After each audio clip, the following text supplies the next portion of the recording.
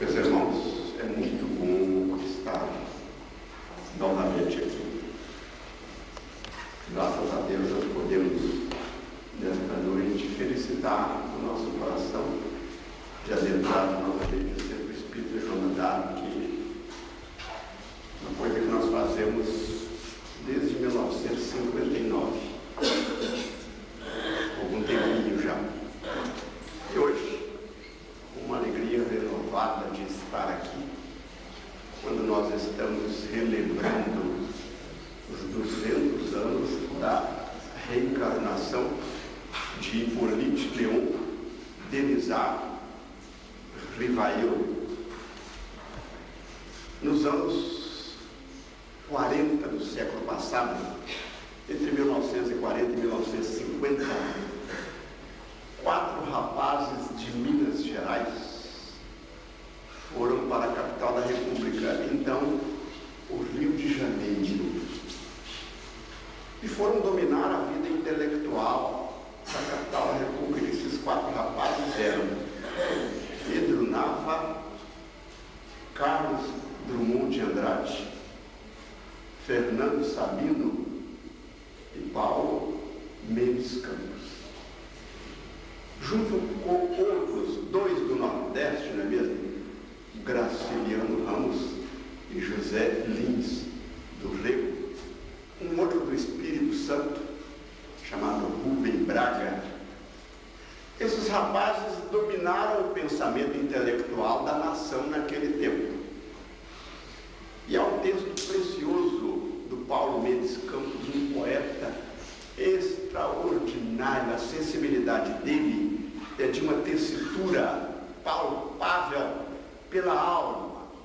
E esse rapaz, ele participou de uma comitiva de intelectuais brasileiros que em 1953 foi visitar a União Soviética. Havia uma propaganda intensa da direita àquele tempo contra a União Soviética. Dizia-se que naquele país vivia-se um regime contrário a qualquer iniciativa de liberdade, principalmente liberdade de ideias. E o governo daquela nação decidiu-se por convidar outras nações a visitarem a União Soviética. E o convite era feito para que eles encaminhassem lá comitivas de intelectuais, porque os intelectuais formam a opinião. Evidentemente que um grupo de intelectuais visitando a União Soviética, voltando de lá, eles iriam trazer a sua impressão para os órgãos de divulgação do país da época. E conta ele que chegaram em Moscou num dia muito frio. Aliás, Moscou é sempre frio. Quando o frio é intenso lá, costuma fazer 30, 40 graus abaixo de zero. E era um dia muito frio para os brasileiros, um país aí tropical, em vez de clima tropical. Se tornava muito difícil estar ali na União Soviética, mesmo com todo o agasalho possível. E ele dizia que eles foram informados, havia um guia destacado ali para acompanhá-los. Eles iriam visitar um projeto, a primeira coisa que eles iriam visitar era um projeto soviético de pesquisa da cura do câncer. Eles imaginaram, então, que deveriam visitar um grande laboratório, um grande centro de estudos, de pesquisas, não é mesmo? Na União Soviética. E eles perceberam que eles aboletaram-se num veículo, uma espécie de ônibus mais rústico. Ele já estranhou aquilo. Adentraram naquele veículo e o veículo começou a circular por uma rodovia pavimentada até que pegou uma estrada de chão. Começou a adentrar para o interior do país. Chegando numa determinada região rural, não é mesmo? Eles viram ao longe uma pequena casinha, era uma casinha dessas modestas, e imaginou-se, quando o ônibus se deteve ali próximo, que se pretendia ali pedir água ou então tomar alguma informação de um endereço pretendido, não é mesmo? Mas desceu o guia e disse: é aqui mesmo que nós vamos visitar o projeto. Entrar uma pequena saleta lá, mais ou menos assim, de 6 por 8, não é mesmo? Uma sala pequena, bem, muito menor do que este salão que nos abriga aqui. Havia ali uma série de instrumentos, uma outra saleta ao lado, que era uma espécie de cozinha. E lá estava um senhor, cabelos grisalhos, é mesmo? Um olhar de uma serenidade impressionante. O Paulo Mendes Campos disse que até aquele espaço da sua vida, nada impressionara tanto os seus sentidos do que o olhar daquele homem. Era um homem de 85 anos de idade e estava ali, se chamava Dr. Fiedorov. E aí o guia, que era também intérprete, disse: vocês poderão fazer perguntas para o Dr. Fiedorov.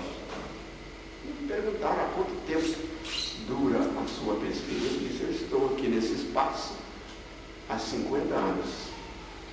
E é apenas o senhor? Sim, só apenas eu que está aqui. O senhor descobriu a cura do câncer? Não, não descobri. Mas, e o seu projeto serviu então para quê?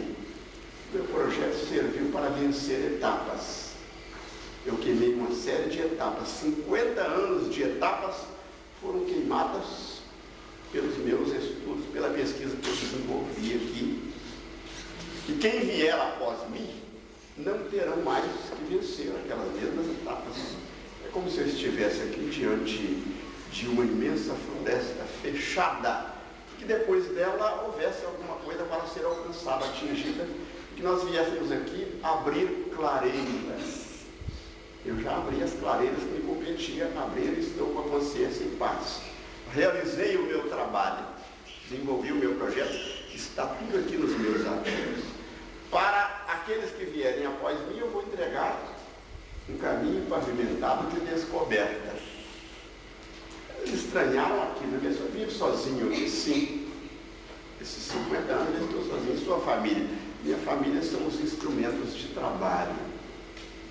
Podia aceitar. O Paulo Mendes Campos achava que a coisa mais delicada e mais interessante da vida dele era no final de semana, na sexta-feira, sentar-se ali num barzinho de Copacabana e ficar dialogando com os amigos, não é mesmo? Eram tantos os amigos, trocando ideias intelectuais ali, o pensamento intelectual do país era ali, Ipanema, Copacabana, era ali que estavam as ideias do país.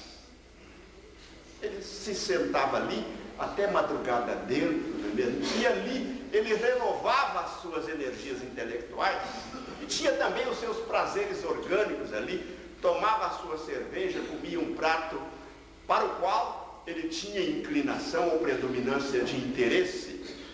E ele não conseguiria jamais compreender que uma criatura humana pudesse estar ali realizada, tendo vivido 50 anos da sua existência fechado num cubículo pesquisando a cura do câncer. Aí ele imaginou: tem que ter algum motivo. O senhor tem algum parente que foi acometido de câncer. Sua esposa? Não, eu não me casei. Me casei com a minha pesquisa. Um filho seu? Não. O senhor teve algum parente acometido de câncer? Não, não tinha.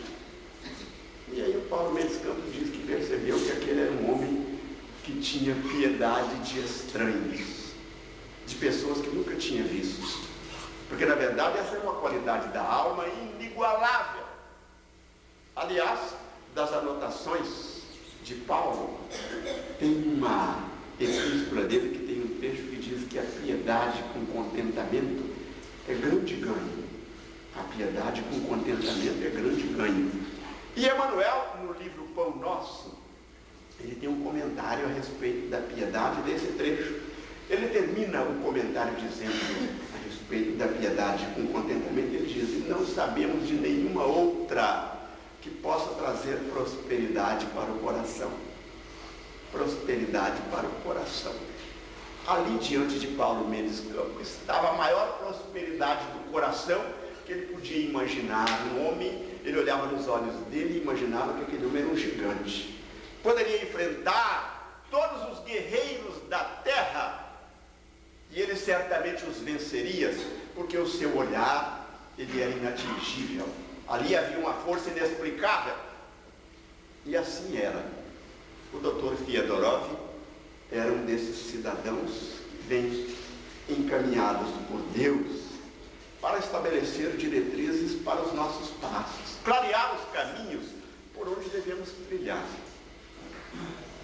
E ninguém terá feito isso, uma tarefa similar àquela do Dr. Fiodorov, com tanta grandeza, com tão extraordinária qualidade, quanto Hippolyte Léon Denisard Rivail. Porque, na verdade, a tarefa dele veio clarear não apenas os caminhos da terra, mas além dela. Aqueles caminhos que nós devemos trilhar depois que nós não tivermos mais a referência do nosso corpo. Aqui nós podemos adiantar o passo, acender o interruptor aqui, se estiver escuro, a luz se acende, eu sei por onde eu devo passar. Mas e depois? Ninguém consegue acender uma luz que não tenha em si, depois que houver abandonado o corpo físico. Duas criaturas podem estar ao meio-dia na Praça Tubal Vilela, num dia que não tenha nuvens no espaço, não é mesmo? No sol a pino, uma delas está em plena treva e a outra está em plena luz.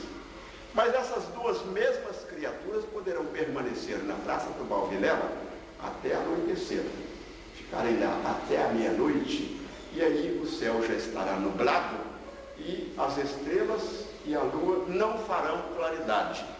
Da mesma forma, aquelas duas criaturas poderão, uma delas estar em plena luz e a outra em plena escuridão, porque para o espírito a claridade não depende de coisa externa, depende do que estiver dentro da criatura. E ninguém fez tanto por nós, para que essa claridade possa nos beneficiar um dia, porque nós vamos depender dela, todos nós, de uma maneira tão segura. Dos textos biográficos de Allan Kardec, dos mais preciosos que eu conheço, um de Henri Sas. Henri Sas era um francês contemporâneo de Allan Kardec, que tinha um texto tão delicado quanto o do Paulo Mendes Campos, com uma visão mais ampla, que conhecia já esta realidade da vida, do Evangelho de Jesus, à luz da doutrina espírita. Então, logo, o extraordinário missionário do Evangelho de novo no coração do povo retornou ao mundo espiritual. Ele se pôs então a produzir um texto que está no prefácio do livro O que é o Espiritismo. Se você o tem em casa, é só chegar lá, examinar esse texto extraordinário da biografia de Allan Kardec. E ali nós vemos aquele famoso convite que lhe foi feito para que ele comparecesse a uma reunião mediúnica. Perpassava por Paris naquele tempo a famosa história das mesas girantes, mesas que poderiam dar respostas inteligentes. E chegaram a ele, que naquele tempo era o grande pensador da capital, chamada Cidade Luz, a cidade de Paris. Procuraram ele, o então grande professor de Paris, era um pedagogo, um médico, um cientista, um intelectual de todas as vertentes do pensamento humano. E alguém então bateu a porta dele, era um funcionário da prefeitura de Paris, e naquele tempo os funcionários públicos eram tidos em grande consideração, eram considerados pessoas de grande responsabilidade, os funcionários públicos naquele tempo. Bastava esta referência e isso já era motivo de consideração. Muito bem, o funcionário compareceu e foi atendido em razão exatamente do que ele era. Convidou Allan Kardec para que ele então, Hippolyte Léon, para comparecer a uma reunião. E tal foi a insistência e a seriedade daquela criatura recomendava aquele convite, não é mesmo? Que Hippolyte resolveu aceitar e compareceu àquela reunião mediúnica. Como todo cientista ou homem de investigação, ele se sentou ao final da sala, ficou com um olhar muito atento e achou estranho que eles apagassem a luz, e veio a manifestação dos espíritos. Várias pessoas que ali estavam eram médiuns, a maior parte delas mulheres e ainda jovens, estavam ali, receberam os espíritos com uma naturalidade com que nós conversamos com os outros. Ele viu aquilo, saiu-se ao final da reunião, educadamente, despediu-se dos amigos e foi embora. Foi uma decepção para eles, porque imaginavam e desejavam isso, não é mesmo? Que terminada aquela experiência, que ele permanecesse no recinto e, por iniciativa própria, começasse a emitir a sua opinião. E nada mais ocorreu do que um mutismo, o silêncio. Ele saiu educadamente, agradeceu, né? Era um homem de formação extraordinária, e foi-se embora. Essa reunião se dava na quarta-feira. Esperava-se que na próxima quarta-feira ele viesse espontaneamente. Passou a quarta-feira e ele não apareceu. Passaram-se várias semanas, decidiram-se a procurar novamente aquele mesmo funcionário, agora acompanhado de outros amigos, compareceram àquele mesmo local, aquele mesmo recinto, para perquerir dele exatamente qual era a sua opinião, porque aquele convite se fizera porque a cidade inteira, o planeta Terra, desejava naquele momento saber exatamente a opinião de um homem como Hippolyte Léon Denisard Rivail. Eles desejavam aquela opinião dele e disseram isso para ele. Nós queríamos a sua opinião. E ele então deu a opinião. E não se impressionara bem com o que vira. Aquilo não lhe levara a ter boa impressão sobre o que eles chamavam de manifestação dos espíritos. E a coisa lhe parecia muito embuste. E ele não estava interessado mais em lá comparecer, não desejava mais tocar naquele assunto. Estava encerrando a conversa, não é mesmo? Esses homens de ciência geralmente agem desta forma, os grandes filósofos.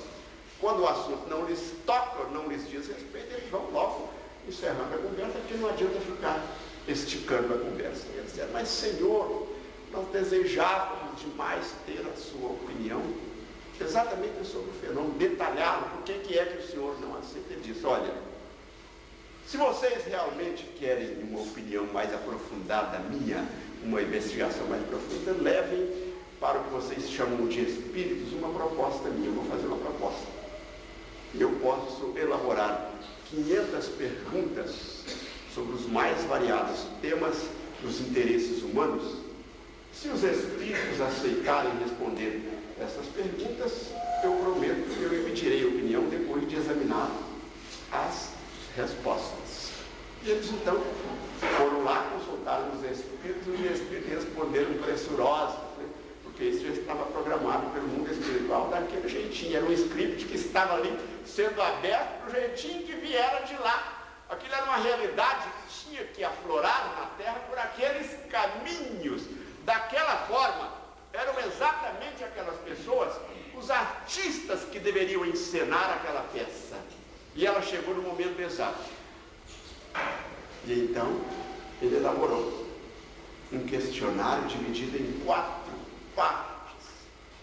A primeira parte, ele a distribuiu em 4 capítulos em que ele examinava Deus, os elementos gerais do universo, a criação e o princípio vital. Elaborou questões a respeito da vida nos outros planetas, não é mesmo? Da realidade que envolve o nosso próprio equilíbrio na Terra. Então, todas as questões que a gente gostaria de perguntar com uma sapiência extraordinária, a gente não poderia fazer, ele veio. Foi por isso que Camille Flammarion, no dia do sepultamento do corpo de Allan Kardec, o antigo e político, o novo Allan Kardec, ele, à margem do túmulo, começando o seu discurso de despedida daquela existência desse extraordinário pensador, ele disse exatamente: este é o bom senso encarnado. Bom senso encarnado. E era mesmo. A segunda parte destas 500 questões, ele elaborou 11 capítulos tratando da vida espírita, ou da vida dos espíritos, ou seja, da possibilidade de intercâmbio entre os chamados mortos e os chamados vivos. E exatamente as circunstâncias que ocorrem no instante do nosso passamento de uma vida para outra ou daquela para esta. A reencarnação.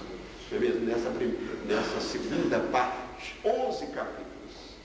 E a terceira parte dessas 500 questões, ele as elaborou sobre as leis morais. Então a filosofia era muito vasta, não é mesmo? Nós tínhamos grandes filósofos, principalmente ligados à Igreja Católica, grandes filósofos da humanidade. E ele então, a partir lá de Sócrates, de Platão e de outros grandes pensadores de outro tempo, da antiguidade grega, não é mesmo? Ele elaborou um questionário a respeito das leis morais. Ele começou, por exemplo, falando da lei natural e termina falando em 12 capítulos das leis de amor, de justiça e de caridade. Finalmente, ele elabora questões sobre a última parte, a quarta parte, 2 capítulos apenas, e de um nome muito significativo. Ele trata exatamente da questão da Igreja Católica sedimentada sobre o prisma de o céu e o inferno. Então ele deu o nome a essa segunda parte de das esperanças e consolações, dividido em 2 capítulos. O primeiro, das penas e gozos terrestres, e o segundo, das penas e gozos futuros. É a justiça divina, não é mesmo, examinada com a percussiência desse notável pensador. Aí vocês estarão exatamente dizendo: mas Tiburcio, não são 500 questões, são 1018. 1018 a partir da 5ª edição. Primeira, segunda e a terceira edição de O Livro dos Espíritos foram 500 questões. Se vocês quiserem conhecer um exemplar, e eu conheço as nossas irmãs aqui de Campina Verde, Giva e Gilma Teixeira, tem um desses exemplares original, tá? Das 500 questões formuladas por Allan Kardec. Muito bem, examinadas as respostas, esse homem se pôs a campo para defender esse ponto de vista, abrir essas clareiras para a humanidade, tal como fizera o extraordinário pesquisador russo, Dr. Fyodorov, com aquela pertinácia, examinando o pensamento dos nossos jovens, não é mesmo? O vocabulário dos nossos jovens, com aquela garra incrível, incrível. E a gente hoje fica com o coração dolorido quando a gente percebe companheiros nossos que frequentam as casas espíritas dizerem a respeito da possibilidade de superação desse pensador. Kardec estaria ultrapassado em razão de determinados detalhamentos da natureza material de qualquer obra que se edifique na Terra. Mas nós vamos examinar que foi exatamente em Allan Kardec que a gente pôde conceber e aprender com muita segurança que, em termos de doutrina espírita, alguém um dia disse a primeira palavra, mas ninguém em sã consciência poderá jamais, em tempo algum, dizer a última. A doutrina espírita é uma doutrina progressista. Aliás, foi ele que nos ensinou isso. Eu falava muito para a mocidade, quando a gente viaja em congressos de mocidade espírita, brincando com a rapaziada, a gente diz que há 2 frases da música popular brasileira que são os 2 mais terríveis enganos cometidos pelos poetas da música popular. Uma delas veio lá da Bahia, tá? Foi escrita pelo Dodô e Osmar e cantada por Caetano Veloso. Ele fala assim: atrás do trio elétrico só não vai quem já morreu. A outra é do Lulu Santos. Ele diz assim: eu não pedi para nascer. Ele pediu, não pediu, implorou para nascer. Tá? Agora, existe o reverso da moeda a respeito dessa questão das ideias progressistas. O próprio Lulu, ele tem uma canção que fala a respeito dessa possibilidade de nós nunca podermos dizer que atingimos o último ponto da nossa busca, da nossa pesquisa. Ele diz assim: nada do que foi será de novo do jeito que já foi um dia. Tudo passa, tudo sempre passará. Eu gosto da poesia porque ela fala ao coração da gente, ela estimula os sentidos para que a gente possa perceber as ideias com nitidez, com clareza. E falando de Allan Kardec, então a gente percebe que nesse ponto o Lulu tinha uma razão profunda. Nada que se viu não é igual ao que a gente viu há um segundo. O progresso é constante. Quando entramos aqui éramos de uma forma e vamos sair de forma diferente. E é bom que seja assim. É bom que seja assim. Muito bem. Então, Kardec, ele está além do nosso tempo.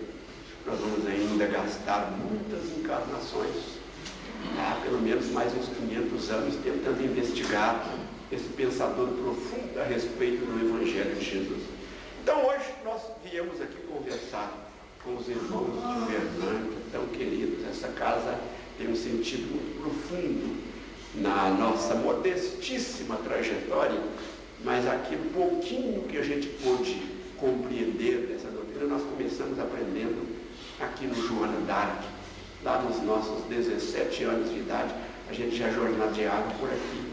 E hoje, todas as vezes que a gente entra, a gente pensa naquele tempo, porque os nossos olhos, os nossos ouvidos, os nossos sentidos, eles refletem o nosso tempo, tá?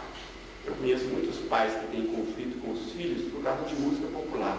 Os pais falam assim, mas música era do meu tempo, não essa baboseira de vocês. Acontece que a música do pai, ele escutava ela há 40 anos com os ouvidos e o coração de 18. Agora o filho dele escuta a música de hoje com os ouvidos e coração de 18. Esse filho também vai ter nessa música a mesma realidade que envolveu ele agora. Os ambientes em que ele ia, os amigos que ele tinha, as pessoas com quem ele conversava e o papo que rolava. Tá? É assim que é a vida, que cultua a vida, não é mesmo? A moça casadoira que casava-se preocupada com a culinária porque ela desejava encantar o marido pela boca, não é mesmo? E então ela desejava aquilo e cultivou todo o sentido de culinária para agradar o marido. E toda a comida que ela botava na mesa, o marido dizia, ah, que saudade da minha mãe. E ela ficava incomodada até que ela percebeu um dia que o doce preferido dele era doce de manga. E ela buscou todas as informações possíveis, o jeito que a manga seria colhida, qual o estado que a manga estaria, não é mesmo? Preparou tudo direitinho, a medida do açúcar, consultou a mãe dela nos mínimos detalhes e fez o doce de manga para o domingo seguinte. Serviu o almoço, não é mesmo? Botou um doce de manga. Oh, doce de manga, que maravilha. A hora que ele botou a primeira colherada na manga. Ah, que saudade da minha mãe. Ela que sabia fazer um adorável doce de manga. E aí vem aquela famosa frase dela, não é mesmo? Ela estudou, foi responder para o marido que o doce de manga da mãe dele tinha a aparência de melhor porque ele comia aquele doce com boca de menino. Ah, é diferente. É diferente. Olha o tamanho da filosofia que há nisso aí. Eu era molecote e saía da minha casa e ia para o trabalho, ainda muito pequeno, de recursos muito parcos. E havia um pão doce. Na época esse pão tinha um nome interessante. Ele não tem, eu não vejo mais pessoa chamada forrobodó. Tá? E eu passava numa quitanda e lá estava na vitrine da quitanda um forrobodó. Ele tinha um tamanho modesto, um tamanho pequeno, mas aos meus olhos ele ficava desse tamanho. Tá? Porque eu não tinha acesso a ele. Aquilo para mim era de um atrativo fantástico. Né? Um dia que eu podia comprar um bicho daquele lá, eu comia assim de uma maneira como se estivesse realizando o sonho de felicidade de todos os tempos. E assim é, não é mesmo? A nossa percepção, ela está dentro ou na dimensão dos nossos interesses. E o Evangelho segundo o Espiritismo nos fala que é preciso ter uma qualidade para ter essa percepção, chamada maturidade do senso moral. Então vamos ver aqui o que Kardec, como foi que ele organizou aquele conjunto de perguntas, né? São os princípios básicos da doutrina espírita. Ele colocou os princípios em 3 pontos básicos: Deus, alma e criação. E ele teria um quarto referencial, seria uma espécie de referencial teórico, né? Um quarto referencial, que seria a comunicabilidade dos espíritos. Então vamos ver, Deus, olha, Deus, inteligência suprema, causa primária de todas as coisas. Naquela primeira edição, esse primária era primeira, causa primeira de todas as coisas, tá? Depois passou para a causa primária. Foram determinadas colocações de palavras, porque os espíritos falam que um grande prejuízo da nossa comunicação ainda é a necessidade da linguagem articulada. As palavras quase sempre nos traem. Os espíritos, depois de um determinado grau de adiantamento no mundo espiritual, eles não dependem da linguagem articulada para se manifestar. Eles conversam compreendendo a imagem do próprio pensamento. Mas a linguagem articulada é ainda o meio de nós nos fazermos entender.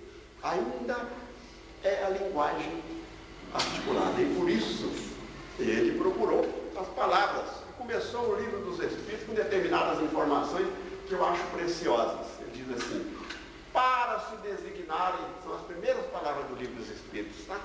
Para se designarem coisas novas, são necessários termos novos.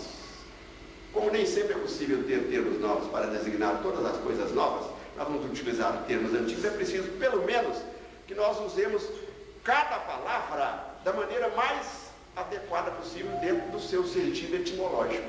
Aplicar cada palavra. Então, ele disse lá que espiritualismo é coisa completamente diferente de espiritismo.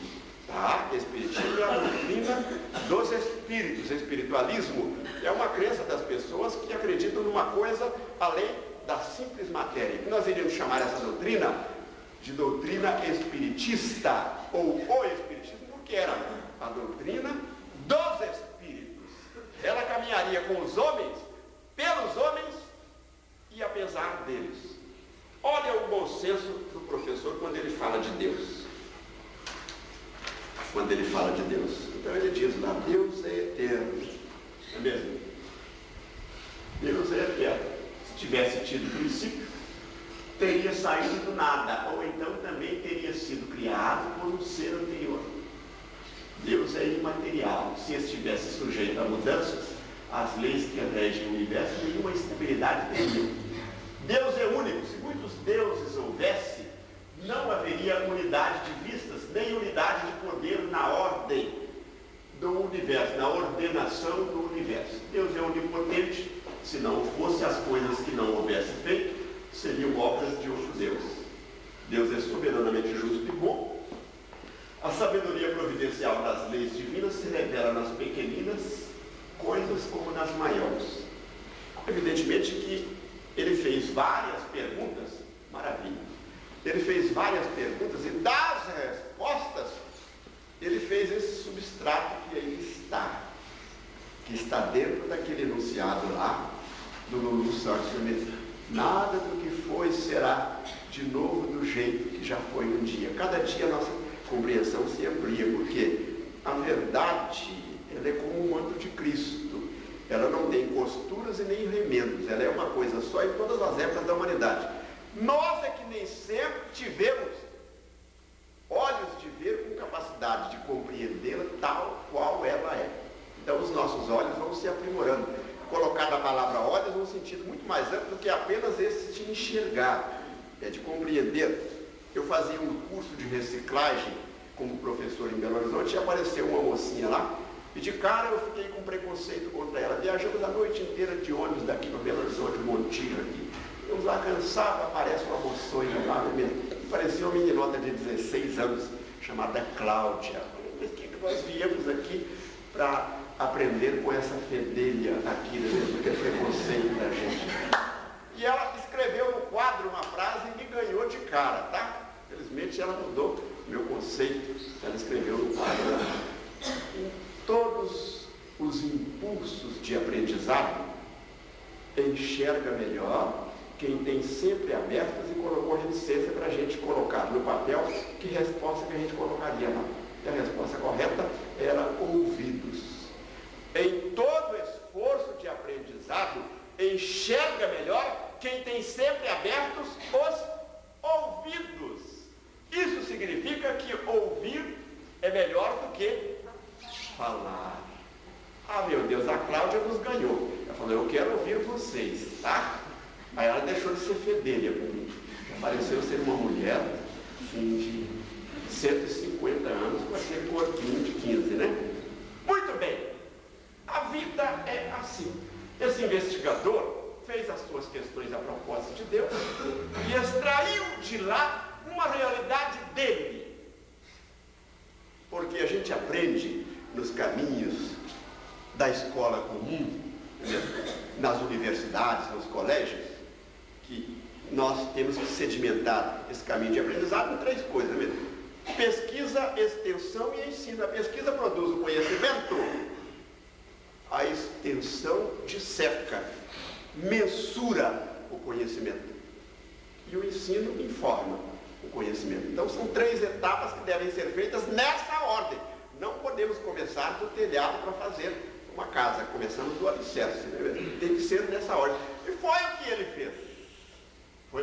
Ele pesquisou, dissecou as ideias no laboratório do seu entendimento, porque era um espírito de maturidade adequada para aquele projeto de trazer de novo ao coração do povo o Evangelho de Jesus, porque foi esse o objetivo com que ele teve aquela reencarnação que está comemorando neste ano 200 anos. E ele então começou a fazer indagações sobre a alma. Das respostas que ele obteve sobre a alma, ele fez esse substrato que aqui está. A alma. A alma é o espírito encarnado, sendo o corpo apenas o seu envoltório. Então, espírito e alma são uma só coisa, em circunstâncias diferentes. Quando o espírito está encarnado, o termo próprio para designá-lo é alma. E quando a alma está despojada do corpo de carne, o nome apropriado para designá-la é espírito. É por isso que o pensador diz: vamos tentar aproveitar as palavras sem nos submetermos à dificuldade que elas criam. Por exemplo, a palavra saudade do nosso vocabulário, tão própria dos nossos sentimentos, ela não tem correspondente em outras línguas, não é mesmo? Em outras línguas, a palavra saudade, o correspondente exato não há da palavra saudade, com os mesmos nuances de compreensão que tem nos outros países. Então vamos lá: os espíritos revestem temporariamente o invólucro material perecível, cuja destruição pela morte lhes restitui a liberdade.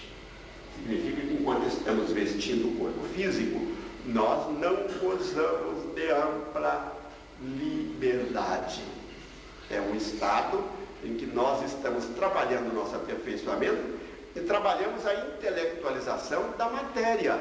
Nós estamos realizando 2 trabalhos na encarnação.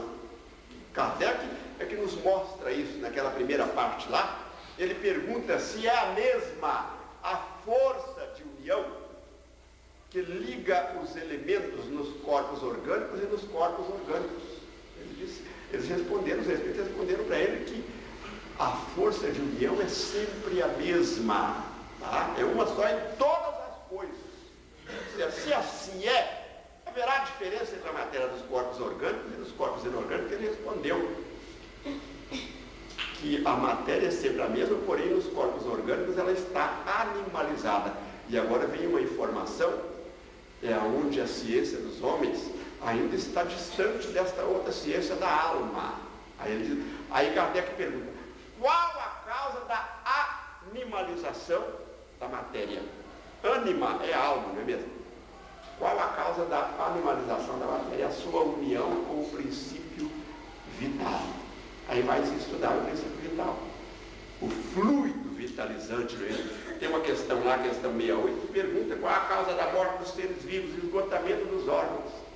Mas se examinar um cadáver, não vai se perceber com essa intensidade aquele esgotamento. O que esgota uma pessoa em que ela morre é a quantidade de fluido vital. Muitas pessoas têm saúde abundante porque têm uma quantidade suficiente de fluido vital. E outras o têm em quantidade, às vezes, insuficiente. Jesus tinha uma quantidade de fluido vital extraordinariamente abundante. Por isso ele realizava 2 operações. Ele usava uma operação de irradiação fluídica e uma outra operação de assimilação fluídica. A mulher hemorroíça, ela tocou as vestes de Jesus. Operou-se ali uma assimilação fluídica da mulher. E houve uma irradiação fluídica do Cristo. Mas ele irradiava fluidos naturalmente. Aproximaram-se dele era vivenciar um clima novo de encorajamento, de fortalecimento das criaturas. Por isso aquelas romagens tão delicadas, as narrativas tão preciosas a respeito das curas que Jesus realizava, não é mesmo? O cego de Jericó chegou lá, afobado, mesmo. O que quereis de mim, Jesus perguntou? Que me faças ver. Esse é um dos textos mais preciosos da história, já pensou? Que me faças ver. Isso aí é muito mais do que abrir apenas os olhos da matéria. E Jesus disse assim, então veja. E ele viu. Com o cego de Betsaida não foi a mesma coisa. Houve uma resistência, uma dificuldade. Ele produziu saliva na lama para poder passar aqui na pálpebra, aqui no cego. Vês, e o cego de ver, vejo árvores que mais me parecem, vejo homens que mais me parecem árvores que caminham. De maneira que a gente percebe que a realidade de cada um é a realidade de cada um. Então, há no homem 3 coisas: corpo, perispírito e espírito. Aliás, a encarnação dos espíritos se dá sempre na espécie humana. Aqui tem uma resposta para aquela questão da metempsicose, lá de Platão. Ele teve um equívoco dizendo que os espíritos dos animais, os espíritos das criaturas humanas podem reencarnar em corpos de animais. Não há. Então aqui tem, na pesquisa dele, ele chegou a essa conclusão. A encarnação dos espíritos se dá sempre na espécie humana. Há no homem 3 coisas: corpo, espírito e perispírito. Na civilização egípcia, a gente vê lá, e eles já tinham essa informação, os egípcios, não é mesmo? Só que eles chamavam de 3 formas diferentes: lá, ba e cá. Lá não faz diferença corpo, espírito e perispírito, é questão de linguagem. Então, as nossas reencarnações serão sempre tríplices: corpo, espírito e perispírito? Não. Nos mundos mais avançados, nós teremos por envoltório na reencarnação apenas o perispírito. E este é de tal modo diáfano que para vós é como se não existisse. Tal o estado dos espíritos puros. Isso aí é a questão 185 do Livro dos Espíritos e os complementos que ela nos traz, dizendo que os mundos também estão sujeitos à lei do progresso. Ora, se a intelectualização da matéria, ela se dá desta união com o ser pensante, o ser inteligente, também nós realizamos uma tarefa de aperfeiçoamento do próprio mundo que nos rodeia com a nossa encarnação. Então, são 2 contribuições que se dão.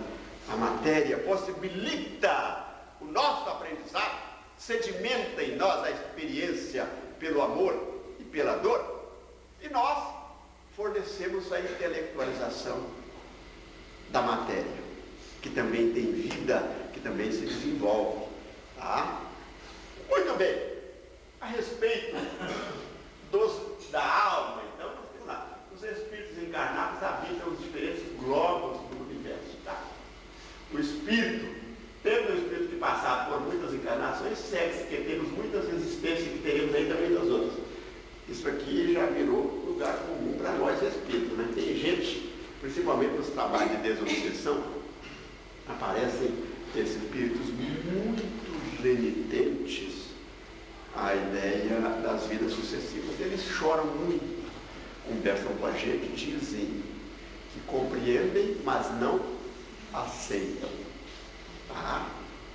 Compreendem, mas não aceitam.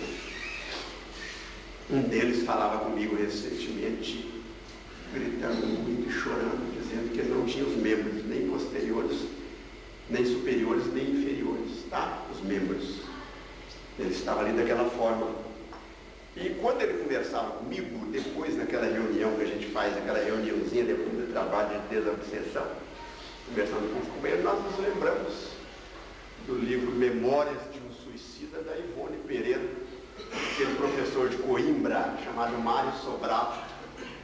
Mário Sobral era um professor brilhante da Universidade de Coimbra, um homem de uma palavra extraordinária, de uma sabedoria encantadora, mas ele já estava lá na sua faixa aí dos 65 janeiros, e uma das discípulas dele, uma alunazinha lá dos seus 23, se encantou por ele, e ele cometeu o desatino de abandonar a família, abandonar tudo naquele período, para estar vivendo maritalmente com uma moçoila de 23 anos. E costuma não dar muito certo, não.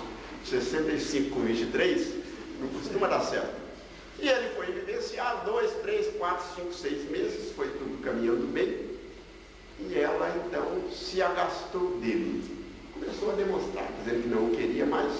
Uma determinada tarde, ele chegou em casa e ela disse que tudo quanto ele problema, ele chamando ele de velho rabugento, que não tolerava a presença dele, que ela tinha nojo dele, aquelas coisas. É um vocabulário que nessa hora a gente sabe que a gente tem que ter até caridade para não chegar assim perto desse vocabulário, né, que aparece. Ele, percebendo que ele havia abandonado o conceito que ele tinha em Coimbra, tá? Porque naquele tempo o sujeito ficou escorraçado, largou a família, abandonou tudo. Ele se projetou sobre ela e com as duas mãos esganou a moça que se chamava Elina. A Elina caiu em golfadas de sangue, e aquilo foi de uma violência tão grande que ele trucidou o seu pescoço e ela desencarnou momentaneamente com golfadas de sangue saindo pela boca, pelo nariz. Quando a moça estava nos estertores da desencarnação, e ele, um homem muito inteligente, percebeu aquilo, ele voltou assim, viu o que tinha feito, né? O que havia feito. Meu Deus, o que foi que eu fiz? Puxou uma gaveta de uma cômoda que estava lá, tomou de um revólver e atirou na cabeça. E ele é um daqueles suicidas que estavam sendo socorridos ao lado do Camilo Castelo Branco, dessa narrativa extraordinária, pelas mãos da Ivone Pereira, não é mesmo? E ele desencarnou no mundo espiritual. Quando ele pôde fazer as primeiras manifestações, ele começou a perceber uma dormência nos braços, nas mãos, e ele não sentia mais o braço nem a mão, sentia o resto do corpo, mas não sentia o braço nem as mãos no mundo espiritual. E ele foi levado para a assistência e reencarnou, e todos nós conhecemos o resultado da reencarnação. A criança nasceu sem os braços, não é mesmo? Na verdade, a realidade da nossa encarnação é a resposta do que fomos. E isso é infalível, não é mesmo? Porque a lei de Deus atribui a cada um pelas próprias obras. Não se colhem uvas nos espinheiros, nem figos nos abrolhos. Então, a respeito da criação. A respeito da criação. Muito bem, ó. Deus criou um universo que abrange todos os seres animados e inanimados, materiais e imateriais. Os seres materiais constituem o mundo visível ou corpóreo, e os seres imateriais o mundo invisível ou espírito, isto é, dos espíritos. Tem uma mensagem de Eurípides Barçanufo aos companheiros de ideal, os companheiros do Triângulo Mineiro. Ele começa essa mensagem dizendo: meus irmãos, aqui estou junto de vós. Invisibilidade não significa ausência. Invisibilidade não significa ausência. Andai sobre a lama, mas mantende limpas as vossas mãos. Mensagem encantadora de Eurípides Barçanufo pelas mãos do Chico, né? Então nós estamos vendo aqui, ó, que o mundo invisível no espírita é o mundo dos espíritos, é uma realidade muito mais contundente que nós possamos imaginar. Com os pés muito no chão, nós podemos afirmar que o número de criaturas que há aqui e que os nossos olhos não podem perceber é pelo menos o dobro daquelas criaturas que nós podemos ver, porque eles estão muito interessados e se assomam às casas espíritas nesse tipo de evento, porque nós contribuímos com a condutibilidade dos órgãos para a percepção deles, porque em nós os sentidos se condutibilizam, nós chamamos de tato, olfato, paladar, visão e audição. Os espíritos que desencarnam em desalinho moral, eles perdem esse controle, tá, da condutibilidade dos órgãos. Se nós perguntarmos se eles enxergam, eles podem até enxergar, mas não sabem dizer se enxergam pela cabeça ou pelos pés ou pelo calcanhar, tá? E a percepção deles também não é localizada, porque eles não têm esse controle que nós temos, aqueles que desencarnam em desalinho moral. Portanto, quando eles se aproximam do nosso organismo físico, eles utilizam essas nossas potencialidades para perceberem, principalmente, as conversações. Por isso que eles vêm. E o ambiente também constrói uma realidade nova. Então, há criaturas necessitadas. Eu participava de um trabalho em Belo Horizonte, numa entidade lá chamada Fraternidade Espírita Irmão Grau. É uma instituição imensa, um salão para 2.000 pessoas, e nós fomos lá realizar 2 tarefas lá, convidado por um magistrado dos tribunais lá de Belo Horizonte. Fomos lá realizar uma tarefa semelhante a esta aqui. E tem um médium lá chamado Enio. Esse Enio é um médium já com uma certa antiguidade e participou com o Chico daqueles trabalhos de materialização do tempo do Peixotinho. O Enio está lá até hoje. E o Enio, depois do trabalho, ele descreve o que se passou no trabalho, tá? Terminada a minha palestra, eu não conhecia isso, a nossa conversa modesta lá. Ele começou a falar o que tinha se realizado. E o magistrado estava lá, doutor, foi juiz aqui em Uberlândia, doutor Fábio Teixeira Chaves, desembargador do Tribunal de Justiça de Minas. Ele estava presente. E o pai dele era o Camilo Chaves, um homem extraordinário, construiu a sede da União Espírita Mineira. E o Enio começou a falar. O Enio começou a falar: olha, o doutor Camilo Chaves estava reunido numa localidade distante daqui, tá? Havia um enorme tubo de ligação desse ambiente aqui, daqui até lá, porque haviam espíritos que tinham que participar desse trabalho e não exibiam condições de equilíbrio para estarem aqui, no meio do pessoal aqui, tá? Então eles foram reunidos num outro salão, em que eles fizeram um ponto de referência lá. Hoje isso é a coisa mais comum entre nós. A gente tem, eu assisti recentemente um sistema de videoconferência, uma defesa de dissertação de mestrado. A moça fez o mestrado dela lá em Santa Catarina, veio defender aqui na Embratel de Uberlândia. 2 professores estavam lá em Santa Catarina, o outro aqui, não é mesmo? O orientador dela aqui. E eu estava com um grupo de pessoas, nós trabalhamos juntos, e eu estava na Embratel, a gente conversava com eles lá. Isso é a coisa mais comum. O mundo espiritual já tem isso aí, ó, de longíssima data. Videoconferência espiritual, tá? O Enio falou isso lá. O desembargador arregalou o olho e veio e disse: moço, como é que é isso? Falei: o vosso pai está amparando os caídos, está fortalecendo os fracos, porque ele estava lá com aquele poder de professor, Dr. Camilo Chaves, um homem notável, um trabalhador extraordinário. Foi ele que elaborou o Pacto Áureo, um dos documentos mais importantes do movimento espírita do Brasil. Ele estava lá, o Dr. Camilo, protegendo criaturas que não podiam estar aqui e tinham que participar daquela conversa que estava sendo desenvolvida naquela noite. Evidentemente que tudo aquilo foi programado sem que a gente pudesse ter uma consciência clara daquilo. A gente foi mero instrumento para chegar ali e falar aquelas coisas que deviam ser faladas naquela noite. Muito bem, percebendo isso, nós vamos verificar que o mundo dos espíritos é uma realidade contundente em torno de nós. Eu achei interessante ele dizer o seguinte: o mundo espírita é um mundo normal, primitivo, eterno, pré-existente e sobrevivente a tudo. O mundo corporal é secundário, poderia deixar de existir ou não ter jamais existido, sem que por isso se alterasse a essência do mundo espírita. Finalizando, porque o relógio puxa a nossa orelha, vamos ver a comunicabilidade. Essa é a última transparência que diz lá. Os espíritos exercem incessante ação sobre o mundo moral e mesmo sobre o mundo físico. Atuam sobre a matéria e sobre o pensamento e constituem uma das potências da natureza.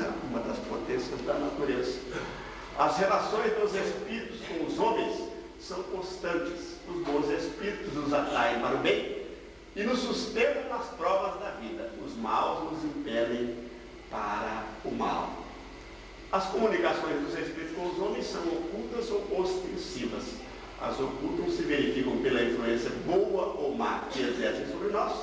A nossa rebeldia, queiramos ou não, eles estão aí, junto de nós. E as ostensivas quase sempre pelos médiuns. Eu fiquei muito impressionado quando eu olhei lá no Evangelho segundo o Espiritismo, no capítulo 13, no item 12, no último parágrafo lá, uma informação que tem lá. Eles dizem lá assim, a instrução que tem lá no Evangelho segundo o Espiritismo. As manifestações espíritas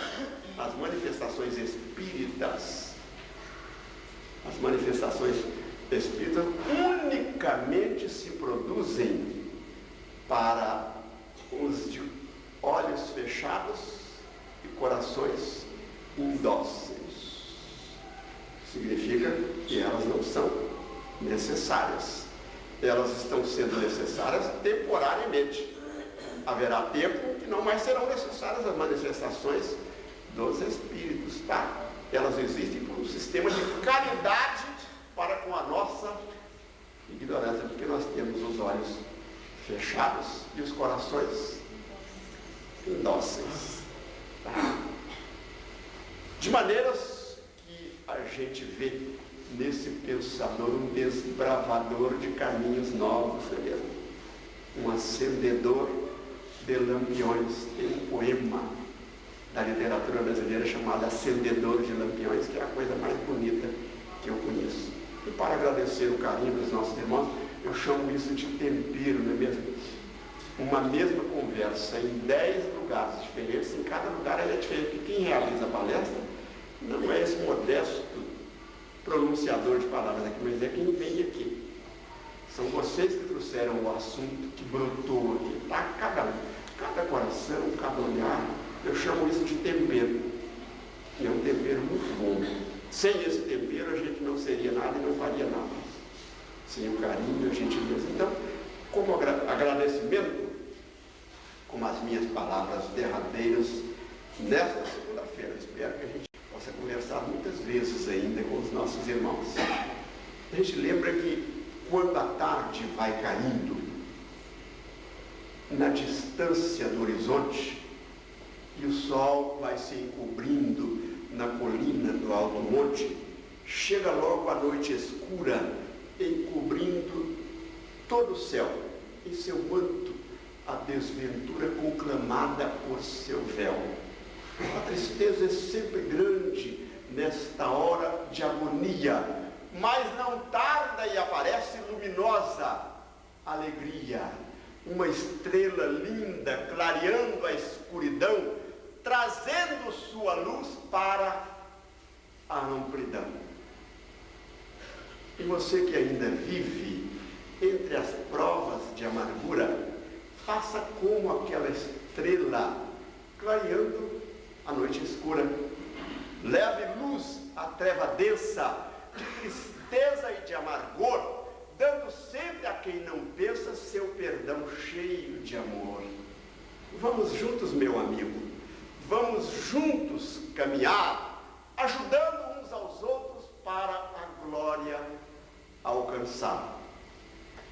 Já tivemos solução para a noite do abismo. Aquela estrela linda é o Espiritismo. Que Jesus nos abençoe agora e sempre.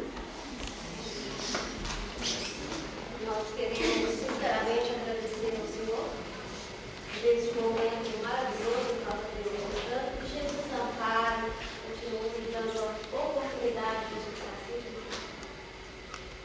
Nós teremos aqui um recado para passar com vocês. O primeiro deles é a respeito deste almoço que vai acontecer 25 domingo que vem, a partir do meio-dia. Quem está promovendo esse almoço é uma organização não governamental, chama CAP-AD. E para que serve? Ela está revertendo toda essa renda para a reforma de um local onde vão atender pessoas que têm problemas com a dependência química, toda a ordem. Então, todos nós aqui somos convidados a estar lá. Vai acontecer lá na Acrópole, a partir do meio-dia, e o ingresso custa R$15. Teremos apresentações de danças típicas e vai ser um almoço com comida italiana. Ok?